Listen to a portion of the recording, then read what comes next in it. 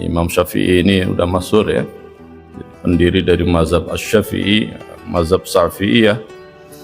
Dan ada satu ungkapan, la tasubbu Quraisyan fa inna alimuha yumla'il ardu ilman. Kalian tidak boleh mengejek orang-orang Quraisy.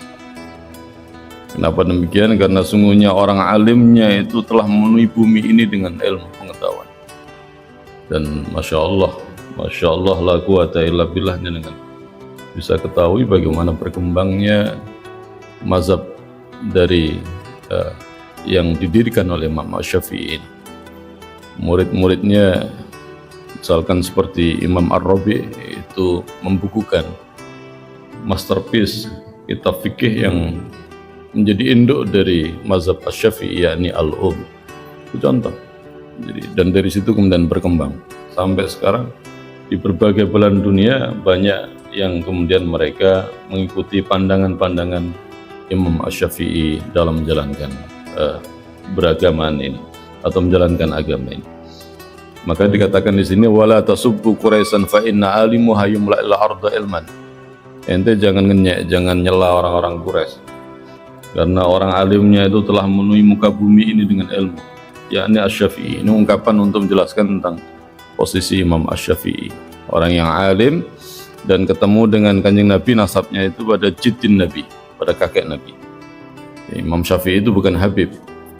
Kalau kita bicara nasab, bukan Habib, bukan dari turunan Nabi Muhammad SAW, tapi beliau satu marga, satu jalur, ketemu di kakek beliau, satu kakek dengan Kanjeng Nabi ini. Dan sudah masyhur, ini orang yang dari kecil sudah terlihat kelebihannya. Misalkan di sini disebutkan umur 7 tahun sudah selesai dia menghafal Quran. Kemudian umur 10 tahun, jadi umur 10 tahun beliau selesai menghafalkan Al-Muwatta Imam Malik, kitab hadisnya Imam Malik, pendiri mazhab Malikiyah. Kemudian beliau pada usia 15 tahun itu sudah diizinkan untuk memberikan fatwa. 15 tahun menjadi seorang mufti. Kalau panjenengan 15 tahun mungkin masih belajar, tapi Imam Syafi'i ini dalam usia 15 tahun beliau sudah bisa memberikan fatwa. Seorang yang alim, seorang yang mampu untuk membangun metodologi yang mandiri, yang menjadikan beliau adalah seorang mujtahid mutlak. Dan salah satu ciri seorang mujtahid itu adalah dia memiliki usul fikih atau tidak. Bukan usul fikih ciptakan dari orang lain, tapi usul fikih yang memang dia rumuskan sendiri. Dan Imam Syafi'i itu punya usul fikih namanya Ar-Risalah, dan ini masterpiece. Jadi dalam kajian usul fikih termasuk usul fikih yang paling awal. Dan sebelumnya memang ada ulama-ulama mazhab Hanafi itu yang merumuskan tentang usul fikih. Tapi Imam Syafi'i ini dengan Ar-Risalahnya ini membuktikan beliau adalah orang yang kategorinya adalah seorang mujtahid mutlak. Nah, kula panjenengan ngeten iki nggih, boten mustahil muqallid.